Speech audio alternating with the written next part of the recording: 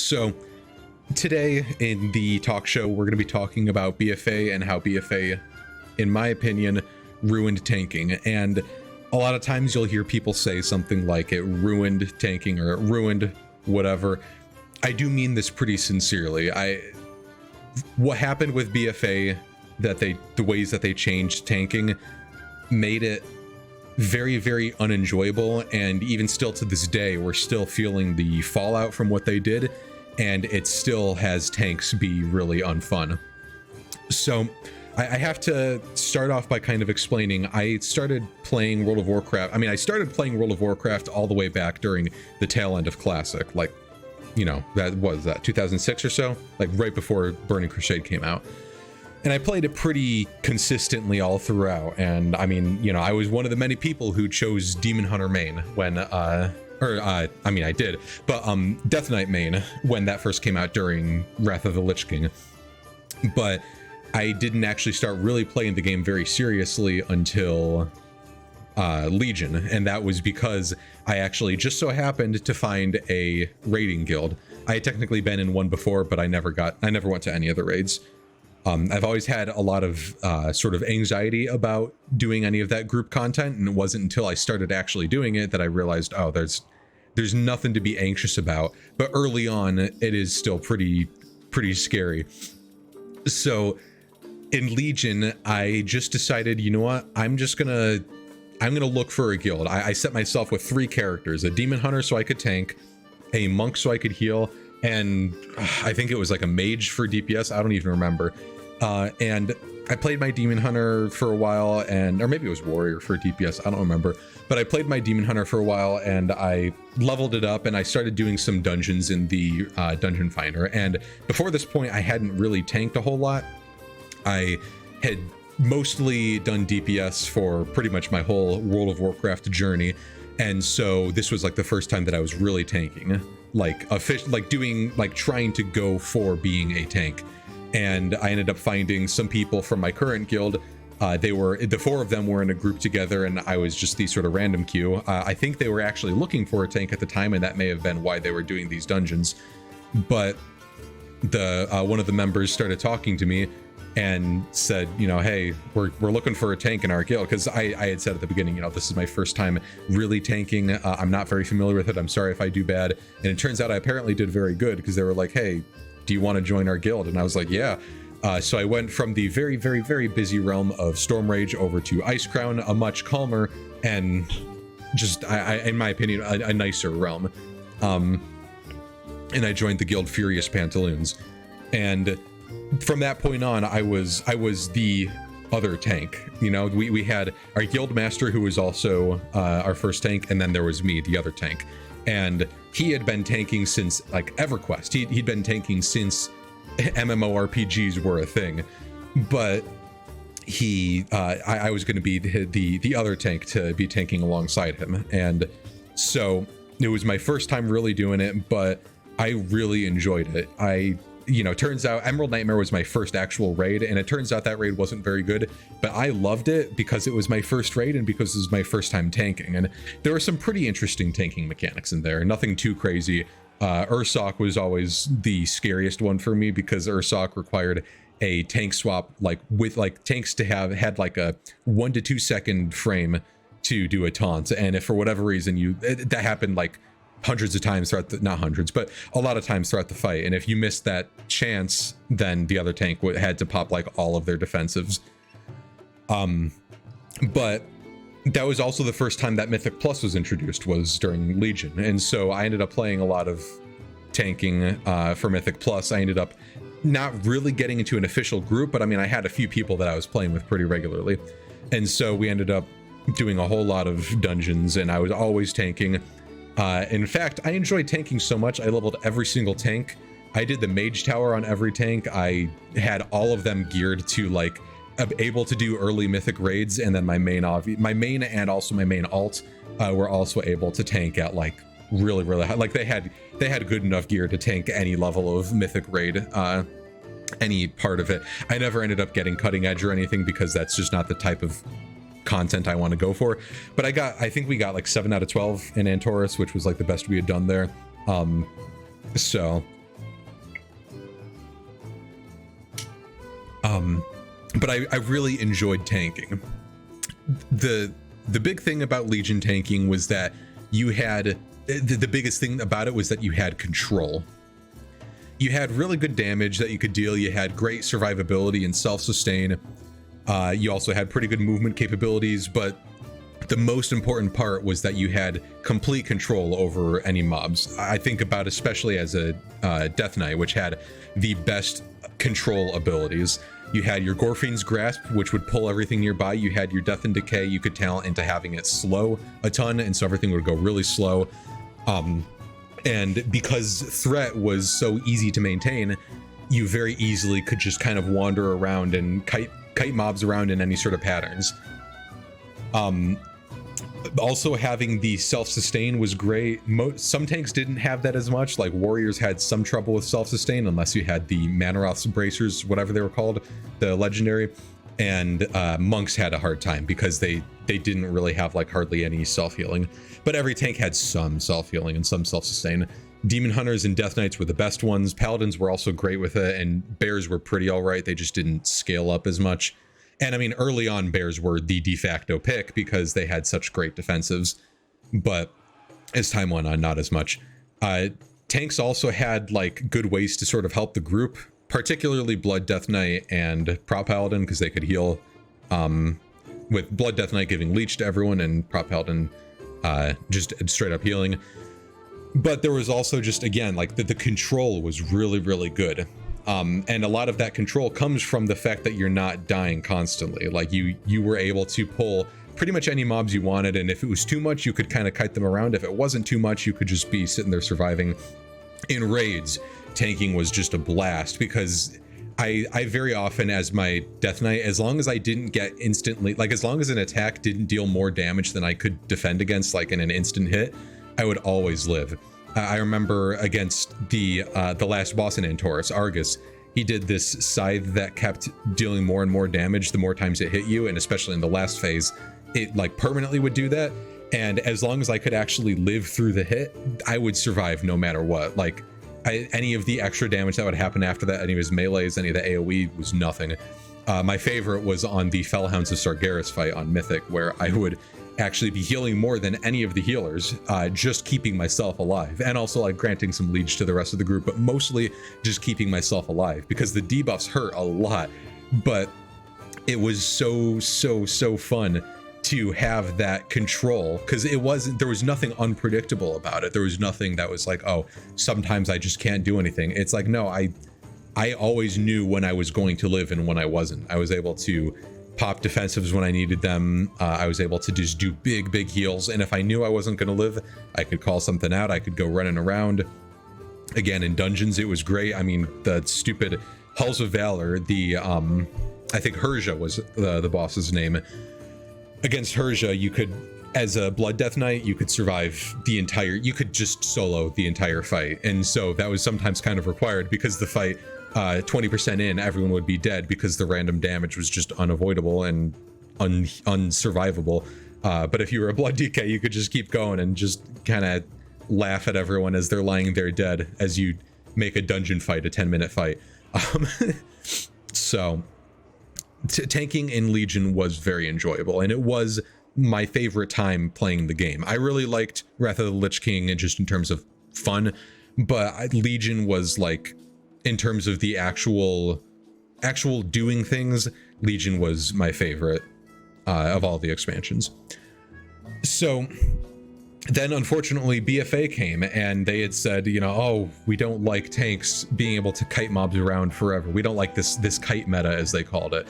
We don't like the fact that, you know, tanks can survive without a healer, because there were like 2 dungeon runs in the MDI that had no healers. It was just a Blood DK and 4 you know, an Affliction Warlock, which has really good self-healing as is and all this stuff. And so they say that the issue is that tanks are too survivable. So they removed the tanks, like most tanks self-sustain. They removed most tank survivability. They also lowered all tank damage by a significant amount. And I'm not just talking about the squish that everyone got. I mean, like, percentage-wise, tank damage was way lower than everyone else's now. And then they also said, oh, we want to introduce Threat again, because Threat was really fun. And so they brought back threat, and now threat was a main thing. And for anyone that has no idea what threat is in particular, that's whenever you're fighting mobs, everyone has their own individual threat against the mob, and there's sort of like a threat table, and it's like a tier list of like, top threat, second top, third. Oh, my hand is going invisible. Like a tier list of threat, and whoever's at the top of the tier list is the one that has threat. But then the next person in line, if the top person dies or loses threat for whatever reason, then that next person in line will be taking it. And of course, you can use a taunt, which will instantly put you to the top of the threat. To the top of the threat table, or just doing enough damage will put you to the top. But until starting from Wrath of the Lich King until the end of Legion, threat was basically non-existent. It was a case where you could, as a tank, you could go in, do one attack, and get enough threat to sort of maintain the focus of that mob until you either died or if you just stopped attacking for 40 seconds. So they decided we want to bring back threat.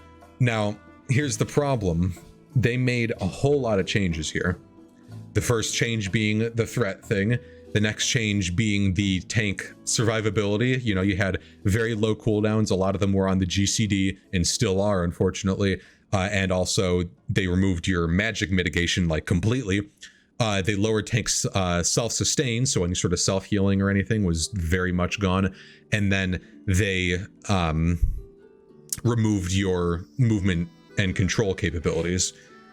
So, and the movement capabilities kind of links with threat quite a bit. And what I mean by this, like, for example, with Death Knights, they made Gorfine's Grasp have a longer cooldown. They made it harder for you to run away because you didn't have Wraith Form for a big movement. You had the Death's Advance for a small, like 30% increase, like something really, really small. And then they also made that slow on Death and Decay, and now decayed away. So it started at like an 80% slow, and then 70, and then 60, and then 50, and 40, and it eventually became nothing. They also made interrupts really, really important, and you constantly needed to be interrupting mobs all the time. So it set up a really big issue of of how to tank, because suddenly now tanking was like a completely different thing. Even in raids, you felt really, really weak. This was bad enough that I actually ended up switching away from tank during BFA. It's the only time since I first started doing raiding in Legion that I wasn't a tank, and I actually switched over to healer. Part of it was because we had one of our main healers just was not enjoying it at all, and we wouldn't have another healer if they weren't playing. So I let them play DPS. I switched to heals, and then one of our DPS switched to tank because he had been doing some tanking already before. So it took until 8.1, I think, whenever they added in Desire Lore as the raid. That was when I went back to tanking for raids, and then the next patch was when I went back to tanking Mythic Plus. And I still didn't really enjoy it very much, to be perfectly honest. It wasn't great, but there was also a whole lot of other stuff going on early on BFA. So what I kind of want to get into here as the very important point as to where the big issues came in was the design philosophy choices. The design philosophy between tanking and the entire rest of the game. So what I mean when I'm talking about design philosophy, I mean, you say that you're making a game, you're making like a Mario game, and you have your sort of way that you want the game to play. You don't want Mario to have to like you don't want the game to be specifically about Mario hitting Koopa shells and killing Goombas. That can be a part of the game, but you don't want the game to be focused on something like that. You want the game to be focused on going to the end of the level. Similarly, you don't want it to be that Mario needs to enter as many pipes as possible. That wouldn't make any sense. Obviously, you would just keep going back and forth between the same one. You want Mario just to get to the end of the level. Sometimes you have to go through pipes to do it. And so with the design philosophy for tanking, obviously, like, the overarching goal is the tank gets threat, keeps threat, survives against the mobs, etc. But the actual gameplay, the deep philosophy the deep philosophy about how that tank is supposed to work is where the issues sort of come in. Because how do you do that? You know, how much can the tank actually survive against? How does the tank get threat? What does the tank do when they have threat? All that sort of stuff. And so, unfortunately, the way that I split this up was I'm going to talk about the design philosophy for tanking and then DPS and heals. And I'm going to kind of refer to them through the sort of expansions that they most apply to, because there is a lot of like overlap with how the game continues, how design choices work in this game. It ends up feeling a lot like one of the expansions in every little regard, just because the game's been going on for so long. But I mean this especially because tanking had a huge change when it went into Wrath of the Lich King. Wrath is when they introduced, or when they kind of got rid of threat. They made it that you could just, you know, tank whatever if you just attacked it a few times. They gave tanks really good self-sustain and survivability, and then sort of over time they started giving control through things like slows and all that. So in my mind, from how I see it, tanking in Battle for Azeroth was very much like tanking in Burning Crusade in Classic. And now again, that is by itself, that's not a huge issue. But when the game itself doesn't fit with that, when the game itself is many years later in Battle for Azeroth in a post-Legion world with things like Mythic Plus, it doesn't make a whole lot of sense. It's not, that design philosophy just simply doesn't fit. So tanking both in BFA and also in Classic and Burning Crusade, a few important things to keep in mind about it. They were slow, for one, both in terms of movement and gameplay. I mean, you had Demon Hunters, which had the most movement, and Monks, which had the most movement, but even them, they didn't have a whole lot, and they couldn't really go around very much because of threat. We'll get into that later. Gameplay was also very slow because you had a lot of GCD locked things. Early on, Prot Warriors were completely unplayable because their Ignore Pain, their secondary form of mitigation, which gives them an Absorb Shield, was on the GCD. But the problem is, oftentimes, by the time that GCD came back around, your Ignore Pain shield would be gone. So there was no point in using it. It was basically like I have all this extra rage, and I, for whatever reason, don't want to deal damage, so let's just go ahead and use this here, and I'll give myself 1 second of more survivability.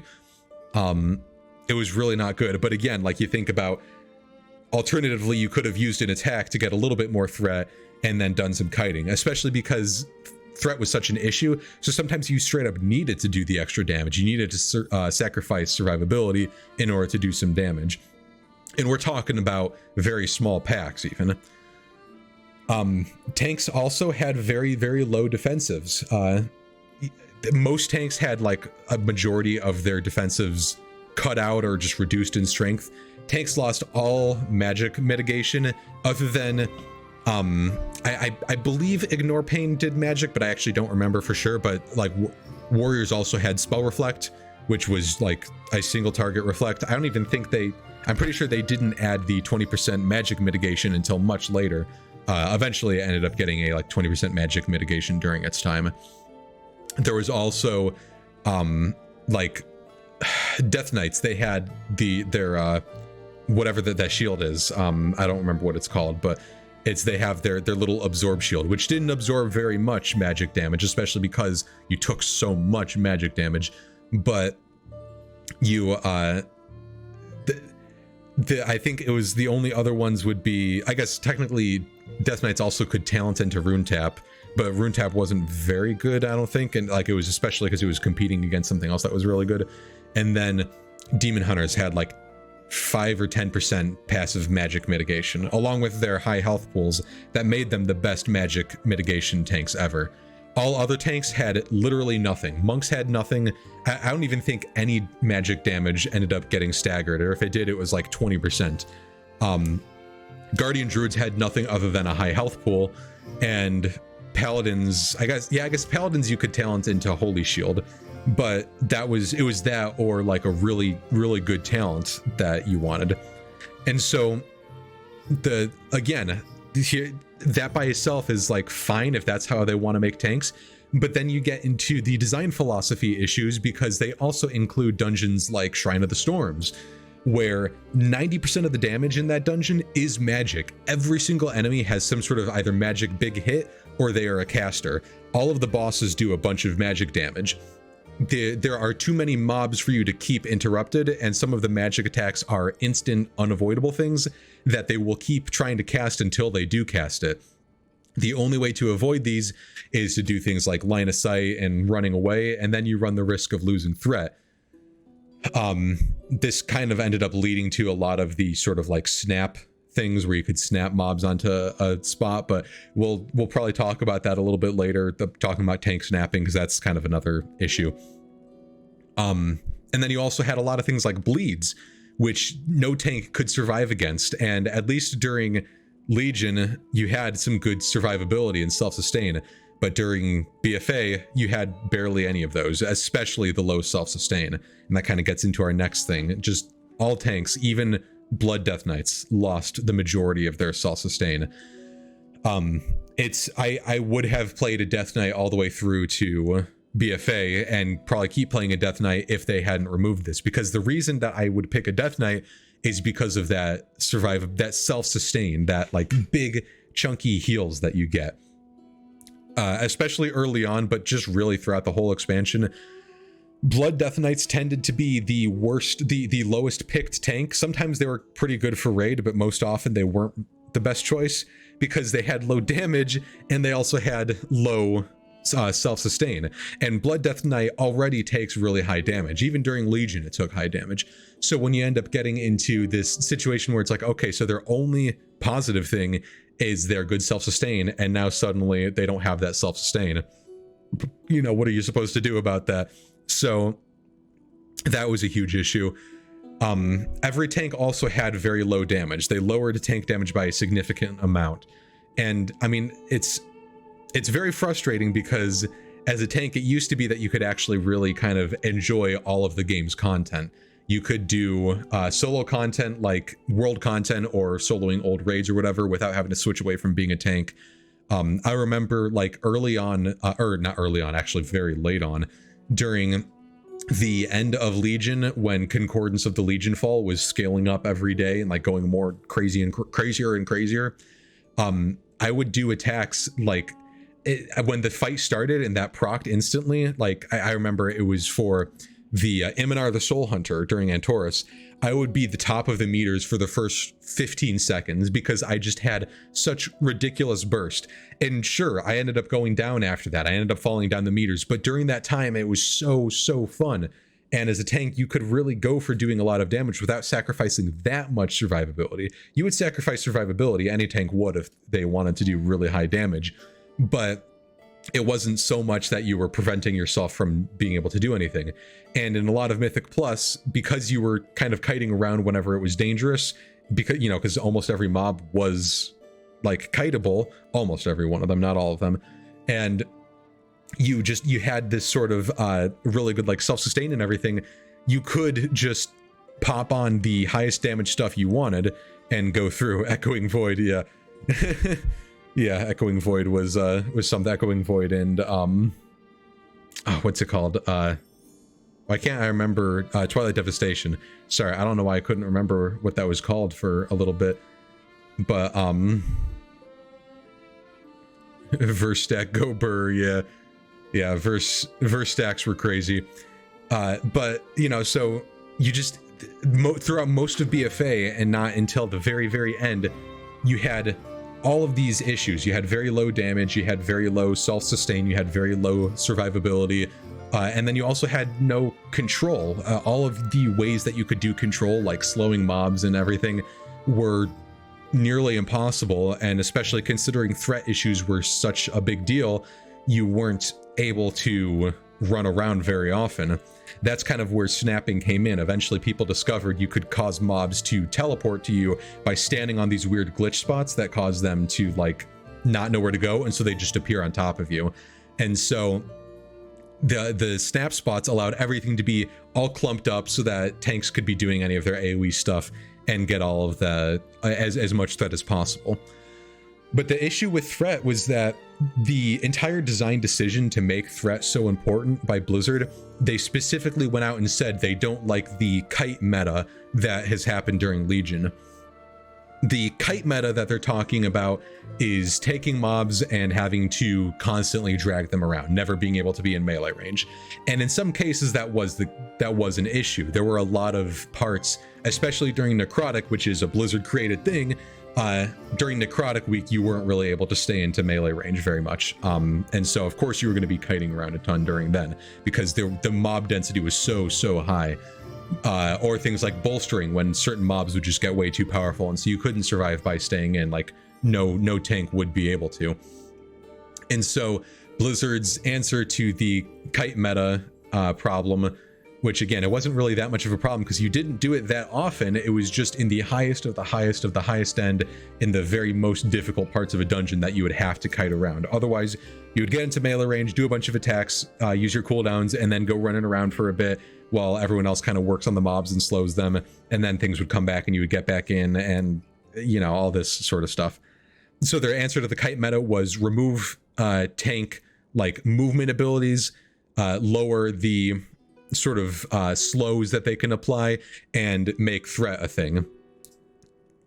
So they made tank threat like really important. Suddenly you weren't able to get threat by just attacking once or twice. You had to sit there and keep attacking. But this is where the design philosophy problems come in, because the way that I look at it, the way that I kind of like, it's kind of the way I imagine it went, but also really the like my best way to explain it is that it feels like they had multiple teams working on tanking, and neither of these teams communicated at any point. And so you have one side, the issue is tanks are too strong, which again, I disagree with. I felt tanks were in a really good spot, but the issue that they came up with was that tanks were too strong. You know, they were surviving a lot of really good stuff. They were doing dungeons without a healer. They were out healing healers in some raids. I understand why they don't want that to be a thing. It was fun.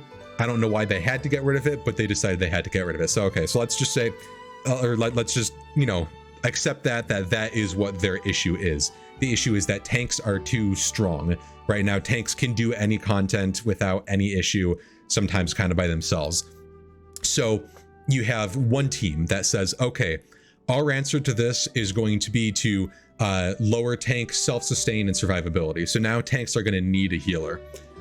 The other group says, okay, we're going to get rid of the ability for tanks to be moving mobs all around so much, so that they're going to have to stay into melee range. They're not really able to do that.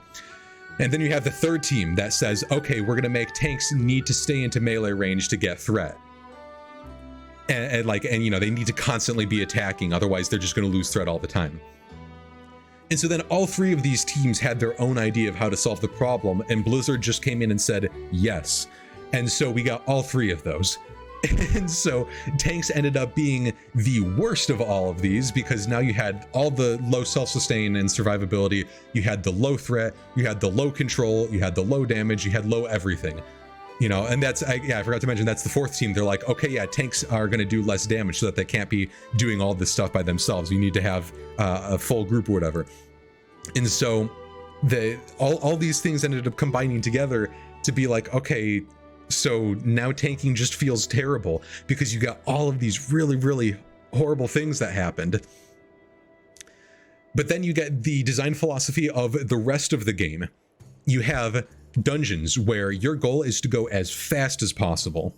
You have to pull really, you know, if you were to pull each pack one at a time, there is no possible way you could get to the end in the right amount of time unless you killed each of those packs in like 10-15 seconds. You know, you're a lot of times going to need to pull stuff with bosses because it's like they're really it's really important to have that speed going, unless you have affixes that don't allow that. You need to combo packs as much as possible. You need to be constantly moving forward. But then you also have new stuff that they added in BFA for dungeons, where now almost every mob has some very dangerous ability that either needs to be interrupted or needs to be stunned or needs to be moved out of. Again, I look at Shrine of the Storm. You have like packs of like 5 casters, which do just crazy high magic damage. Some of those casters even heal, and if the heal goes off, it's like a full heal for everyone in the group. You have these other mobs that chase the tanks and will like slam down on them and do crazy high damage. I mean, just crazy high damage dealt to tanks, very high importance on moving forward and pulling more stuff all the time. But then you get tanks that you have to go really slow. You have to tell the DPS to wait like 5 seconds before they go in so you can get threat. You can't pull too much because you can't survive against very much. You need to be staying there and interrupting and CCing and slowing and stunning and keeping certain mobs out of the pack, because otherwise it's too dangerous and you're gonna die. And again, it's a complete conflict of philosophy. There's nothing that makes any sense against there. They're like, sorry, I just bonked the mic in my frustration. Normally they're supposed to kind of link together. They're just doing this. They're just bonking into each other and not actually working together at all. And again, you get DPS, which while they did end up getting some of the GCD changes, most times you had a lot of DPS cooldowns that went on the GCD that they ended up removing now in Shadowlands. They were still very fast paced. You still were super bursty, especially the best classes for Mythic Plus were very bursty, and that's because in a raid you're going to have a consistent 10 minutes against a boss. In a Mythic Plus you're going to have like 2 minutes on and then 15 seconds off, and then 30 seconds on and then 15 seconds off, and then 1 minute on and then 30 seconds off. And I mean, like, you're constantly going in and out of combat, so you want to be bursty so that you can get the most out of it. A class that is a like consistent 1000 DPS over 10 minutes versus a class that is like 2000 DPS for 5 minutes and 500 DPS for the other 5 minutes. That the math doesn't work out on that. It would have to be 0 DPS, but either way, the one that has the high burst is going to end up being the better choice in this case. So DPS was very fast paced. They also removed almost all of the good defensive and CC capabilities of DPS. Something like, was it Chaos Nova, I think it's called, from Demon Hunters, from Havoc Demon Hunters. It used to be a 4-second stun. Now it was, I think, like a 2-second disorient. And I think they ended up changing it back to a 2-second stun, but even still, it's like barely anything. And also there was very high DR on it. On the Horde side, they also got rid of, like, Blood Elves couldn't do the AoE interrupt anymore. Now it was an AoE purge, which had some uses but not very much. You had like DPS survivability was really low, especially melee survivability, and then you have things like, oh, the melee DPS are super bursty, and so they're just going to end up getting threat because most tanks didn't have good damage abilities. I think about especially early on. Early on, I was playing a Guardian Druid. Second half of the expansion, I was playing a Brewmaster Monk, and then I shouldn't say second half, like second third, and then the last third, I was playing a Vengeance Demon Hunter. None of those have damage cooldowns. Guardian Druid ended up getting one going into Shadowlands, and so did Brewmaster Monk. Demon Hunter still doesn't have one, and it's so frustrating, but it has one that does like a little bit of damage, so it's whatever. But these tanks did not have good burst ability. All you could do as a tank was just go in and start your rotation, and you had to hope that you got some lucky crits or something, because as soon as the DPS come in, they start popping all their cooldowns, and you can't ask them to stop. Like, you can say, hey, hold off on a second on your cooldowns, but then on a Mythic Plus where you need to be going fast, well, now what do you do? And also, I say this as someone who played DPS for very many years. You cannot trust DPS to hold back. I say this to all of you tanks and healers out there. DPS will not hold back, no matter what you ask them. They will keep going. So then you had healers where, now granted, I played healer during, a little bit during BFA, but it was mostly for raid. I didn't do a whole lot of Mythic Plus at the start of the expansion because I just didn't enjoy them. but healers had like mana problems. Can confirm from the voice of a DPS. I won't hold back. Yeah. So the healers were kind of also at a bit of an issue because they were having big mana costs and slower casts. You also had low ability to be giving defensives to tanks and everything. Healers were just they were a lot slower and they were a lot less powerful, because that was another thing, was it was like, oh, you know, healers can do these crazy high numbers and keep people alive through everything, so let's nerf healers. And so healers ended up being like less powerful. And so all of these design philosophies just clashed so much. And again, I can't stress enough that it feels like there were multiple teams working on the same end goal through different means. And so we ended up getting tanks having all of these problems, and some of them were slowly fixed, but most of them weren't. Tank threat is not as bad as it was, but it still is a big thing right now. Tank survivability is still quite bad, and self-sustain is very, very bad. But then like tank damage is kind of all right. It depends on the tank. Right now, tank damage, like the way that they kind of fixed tank damage was just increased threat. But the problem is then it's like, okay, if I want to do any world content, I don't want to do it as a tank, because it's going to take me like 3 times as long, because you end up getting stuff like, oh, this is getting into Shadowlands. So I guess I'll go back to talking about Battle for Azeroth. Let's say you had a world quest for Battle for Azeroth. It was one of the ones where you have to collect the use your Heart of Azeroth on a bunch of dead elementals and end up getting power from there or whatever. As a DPS, you can just go in and pull like a pack of like 10 or 15 and burn them all down with some AoE cooldowns and then drain the stuff from them and move on.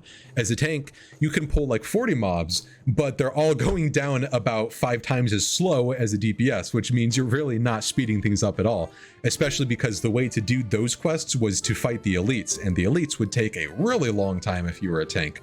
Sure, you wouldn't die against them, but they also wouldn't really die against you.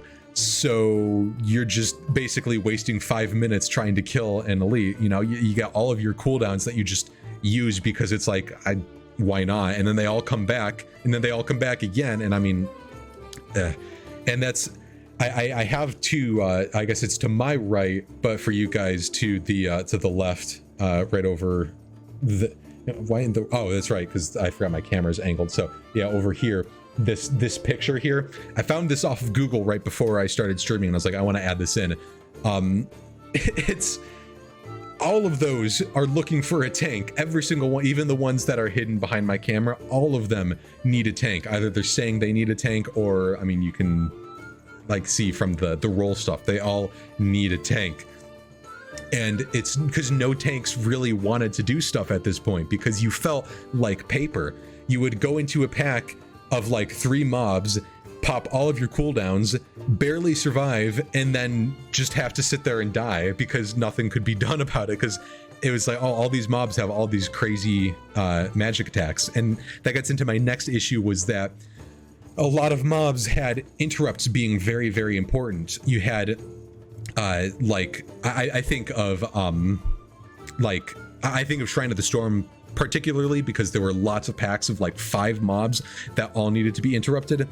If you had a Shadow Priest, or like really any caster except for Mage, or you had like a, you know, like a maybe a Hunter. I mean, I guess Hunters and Mages they had a 24-second interrupt, but like if you had a Shadow Priest, if you had a Warlock, if you had a Druid, or you just had a lack of interrupts in general, as a tank, you couldn't do anything. You needed to have a very particular group and very particular dungeons, otherwise it was basically impossible. And in a Shrine of the Storms, when you were trying to go in there and suddenly it's like, oh, okay, all of these mobs just they just all, if I'm in there for more than 5 seconds, I will die. So you have to go into there, stun, get your DPS to start using their stun, but not attack, just use their stuns, and then do as many attacks as you can, and then just go running away and hide behind a corner, because otherwise they're all going to shoot their stuff at you and instantly kill you. It's like, that's not That's not fun, for one, and that two completely returns the kite meta. Now it's a hide meta, which is less fun. At least with the kite meta, you were kind of like leading them around and doing some interesting stuff. With the hide meta, it's just you run in there and then you go cowering away like, please don't hurt me. I'm just a lonely tank. I can't do anything. So it was, and so we talk about then threat is sort of like the next big issue. And because of the threat issues, you couldn't kite around, but because of self-sustain, you couldn't stay into melee range. So what exactly are you supposed to do? And the answer is a big question mark. Like, there wasn't anything for you to actually really do. One of the best answers would be either tell DPS to not go in, or pull ahead of the DPS so that they don't have a choice in not going in. As we have discussed, DPS don't often hold back.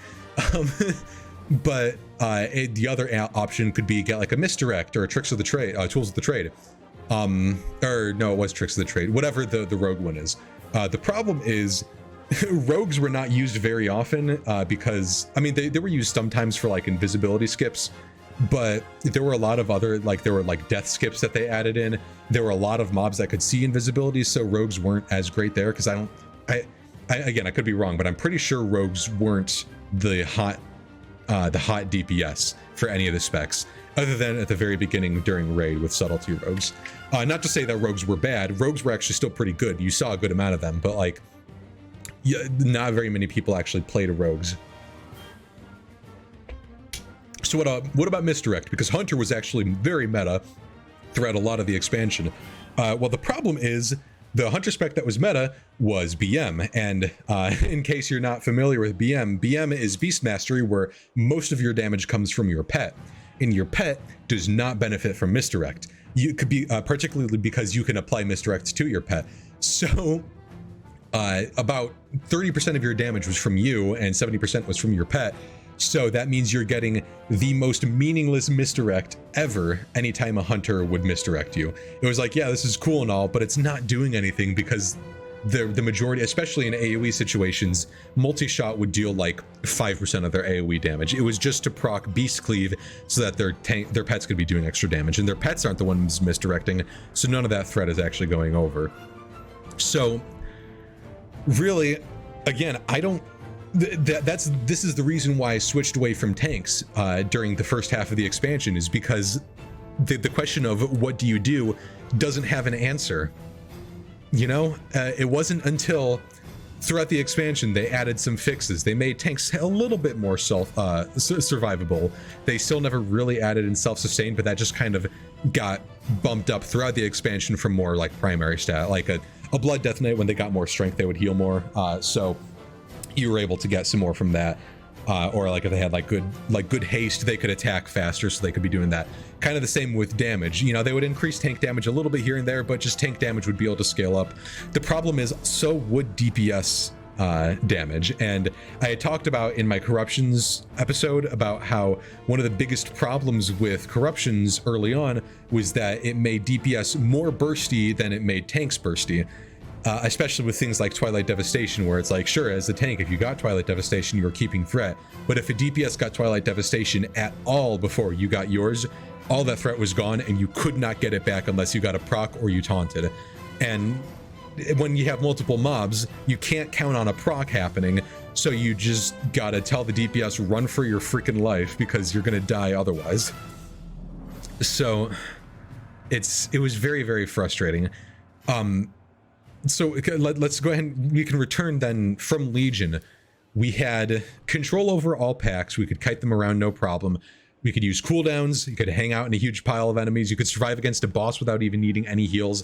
I mean, it was really great. And not only just because I loved feeling super powerful as a tank, but because it meant that the healer could focus on everyone else. I think about my favorite experience as a tank, I think, during any dungeons, was during Darkheart Thicket during the last boss. And that last boss was not amazing. He had a lot of issues, and there was, especially on very high levels, his single target hit would like be able to kill people in one shot when they were at full health. But as a tank, I was able to give very big leech to the group every time big damage came out.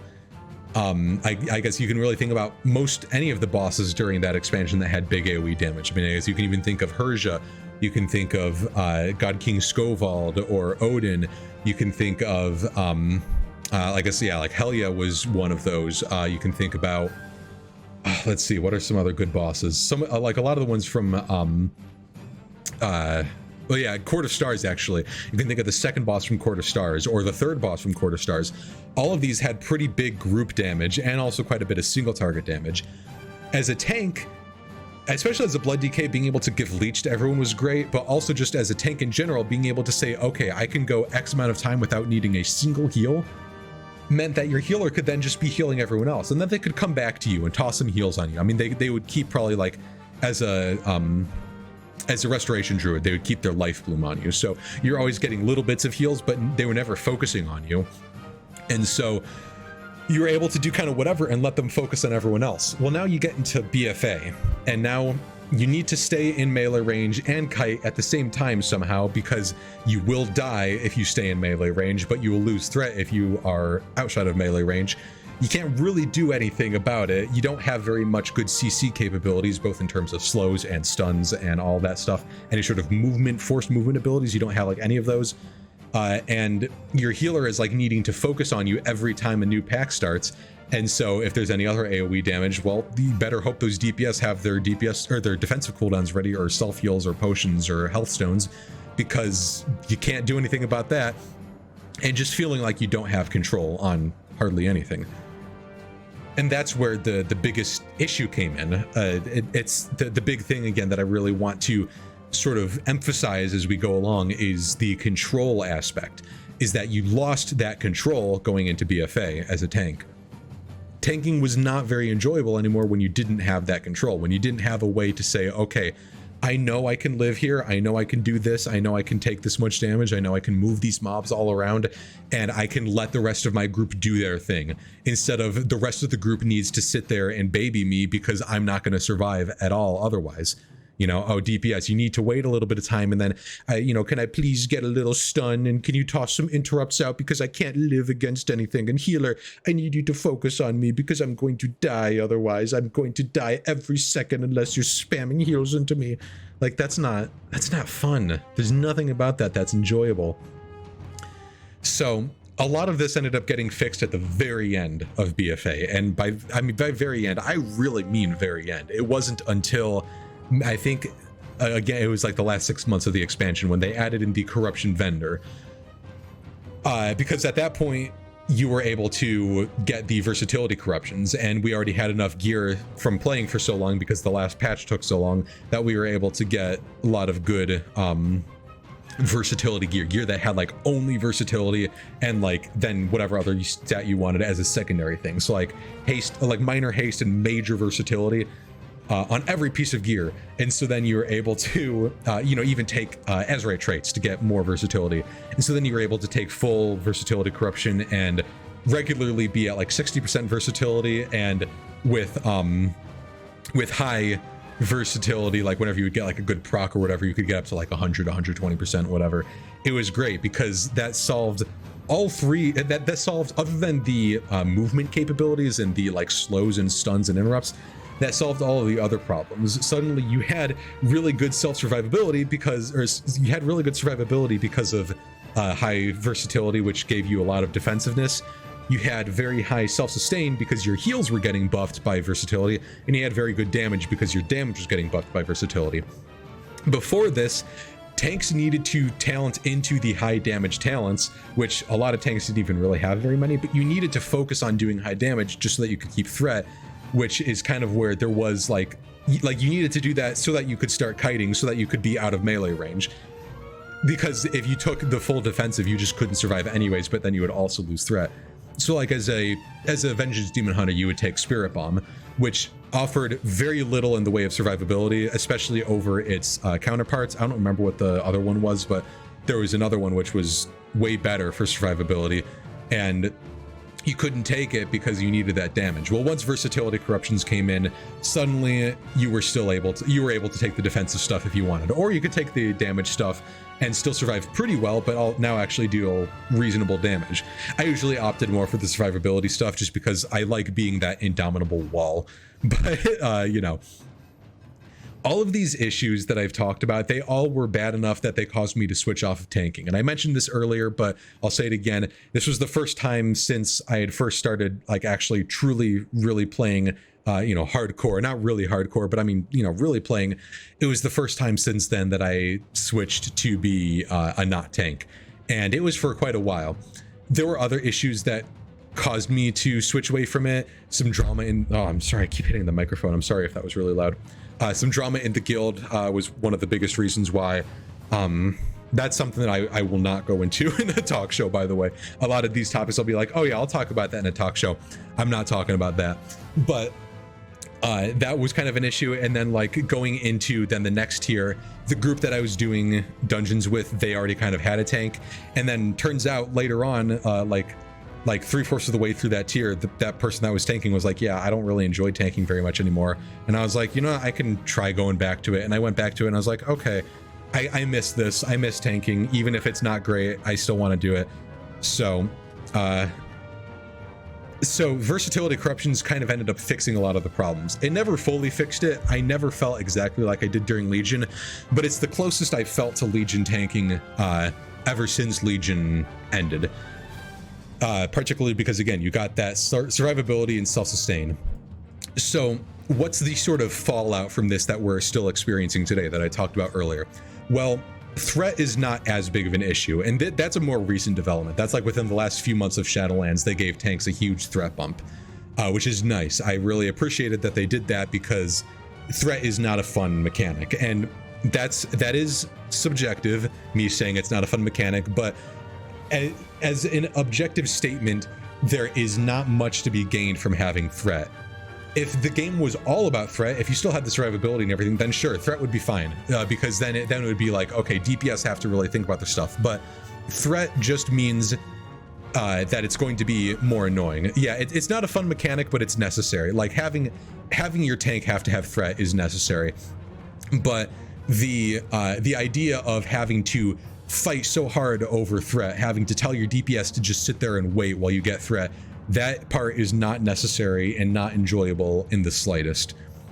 So threat, they ended up mostly fixing that. I think it's in a pretty good area where you still have to be doing some pretty good attacks in order to keep threat while you're kiting, but you don't have to, like, stay in melee range until you almost die or do die and then just be sad. You know, so they also, like, survivability is a little bit better. Survivability and self-sustain. So, like, for Demon Hunter, they made your healing based off of your damage taken recently, and they also added just a few other ways of survivability. Like, for example, the Elysian Decree will spawn in a bunch of soul fragments. So, like, that's nice and everything. There's a lot of good, like a few more good self-sustain options.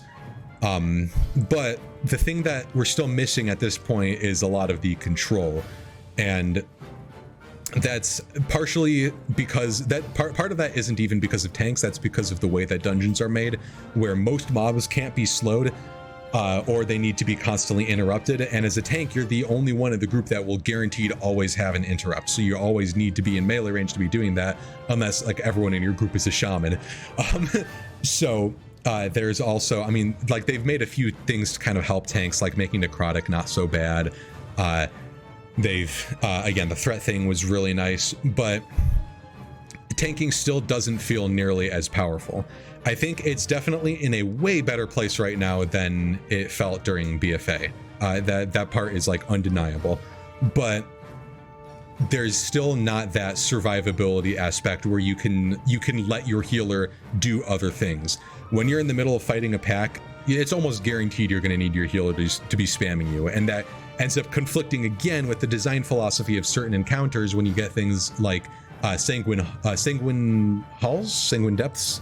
I think it's Sanguine Depths. I haven't done dungeons in a really long while, but in Sanguine Depths you have the You have the gauntlet event, where you're constantly in combat, you're constantly getting attacked by new mobs, and a lot of the mobs that are attacking do really, really high damage to your tank. Then you also get some AoE damage here and there, and you also get the boss teleporting to random people to deal like very high damage to them and like apply a bleed. And so your healer has to be spamming you because you're taking so much damage. You can't be always like, you have to cycle through your defensives, but like just hope that the mobs die in time, because if they don't, you don't have infinite defensives, and it's a gauntlet, so you can't just say, okay, we'll fight the easier packs now and then my defenses will come back. No, it's always going to be the next hard pack. And so there's just, again, it's clashing philosophy interactions. So here's my three tankaways. Hey, I did not mean to say that, but that kind of works. My tankaways from this tank discussion. These are the 3 takeaways for important things about game design, and these are things for if you are a budding game designer, if you have any interest in game design, or if you especially are interested in World of Warcraft's game design and want to know kind of why they make certain decisions, or why certain decisions have so many people complaining about them. These are the 3 things to take away from that, to take away from this whole discussion. The first is that control is very enjoyable. Too much control can ruin balancing, but too little control can ruin enjoyability. Think of a normal distribution. For anyone that's never done anything in statistics, a normal distribution is what they call the bell curve. It is a case where you have it starts off a small increase, and then it goes way up, and then it kind of peaks somewhere around here, and then it starts going back down at the exact same sort of angle, and then it flattens out towards the end. And I guess I should do like, yeah, it goes like this, and then flattens out as it goes towards the end. And so you have on one end too much control, and on the other end too little control. Right in the middle is where you want to get. But Legion had like here, like it had like a little bit towards the too much control. It was still very fun, but I mean, it was like a lot of times you kind of felt overpowered. Again, I enjoyed that, but like in terms of it being a good design decision, yeah, it was a little bit too over there. BFA then went like way over this way, way on the other end of the bell curve. So you want to find that good middle ground, and Shadowlands is like here. It's like, you know, BFA was here at the very bad end. This is where you want to be. Shadowlands is like here. And so it's like here. It's like it's getting a little close, but it still has some ways to go. And the best ways to sort of fix something like that is to give more control, whether that is giving tanks more damage that they can do so that they're not having to worry about threat as much, or just so that they can actually do content and feel like they're contributing. Or if that's to give tanks more survivability, like a flat 10% DR to every tank, maybe amp some of their cooldowns up just a little bit, you know, something like that. I mean, that's something where having the new legendaries may help a bit, but not a whole lot. Or if that's giving more ability to kite around, that would be both giving more slows and stuns and interrupts as a tank, and then also making like going into each of the dungeons and allowing mobs to be kind of slowed down a bit more and do less casts so that you don't have to interrupt as much.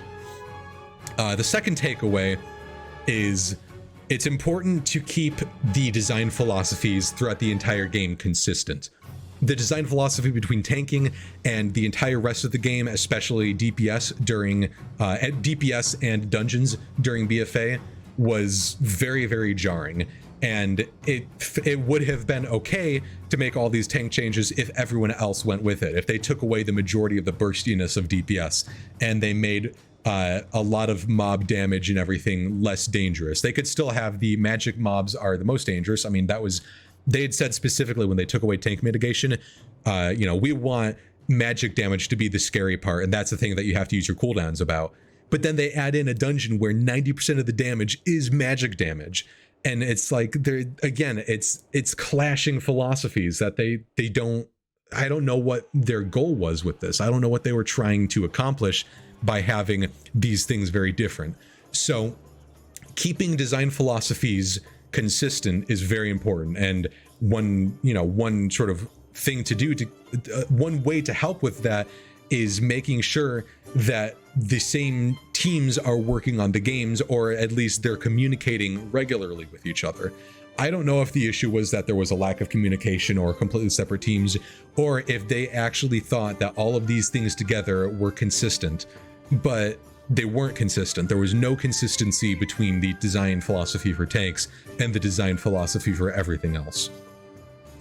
The final thing to keep in mind as a gameplay enthusiast or gameplay designer, like actual professional game designer, any of these things, is that huge changes to gameplay and game philosophy between a small or just, you know, a jump in content is very risky and almost always a very bad idea.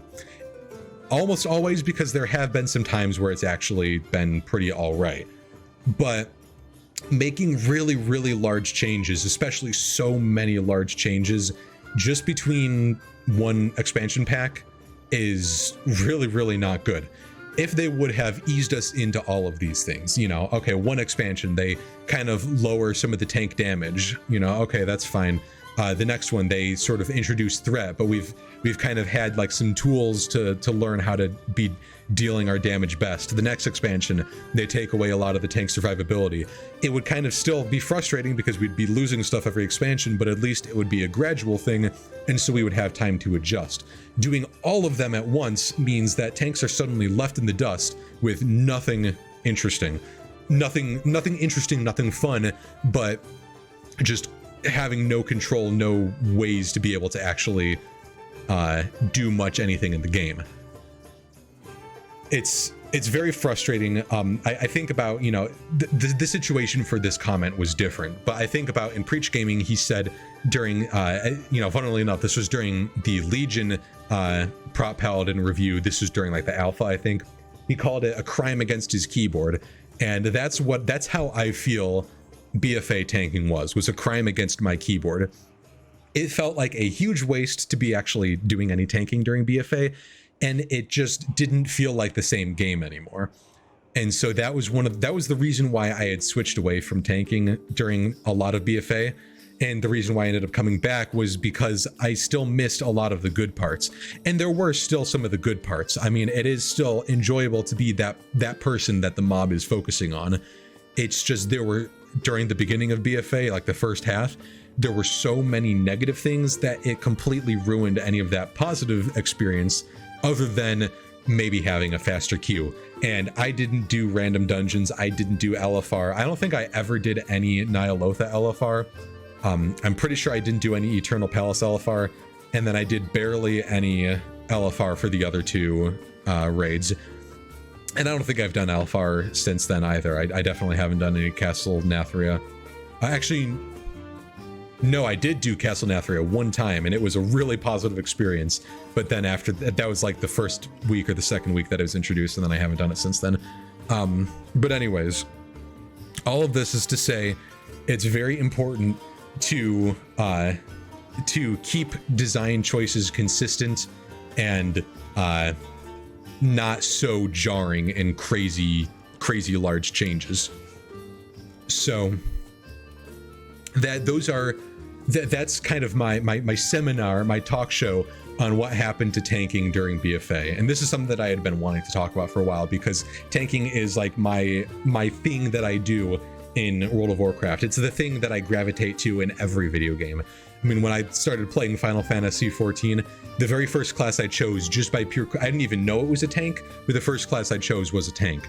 Now I play DPS a lot because I really like Samurai and I really like Machinist, and I have a feeling I'm gonna like Reaper, but I gotta do some more leveling up of tanks. I really like Gunbreaker, and at the moment, tanking in Final Fantasy XIV feels a lot more fun than tanking in World of Warcraft, because they don't have the crazy threat problems. They don't have the very low survivability. They actually have tools to handle all sorts of situations.